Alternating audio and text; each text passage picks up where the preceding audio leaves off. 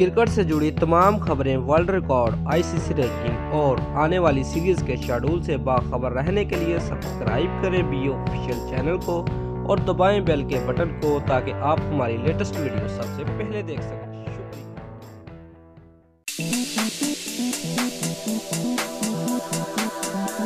Viewers, test cricketer Mohammad Amir थकावट का शिकार हो गए हैं और उन्होंने टेस्ट क्रिकेट से रिटायरमेंट का फैसला कर लिया है।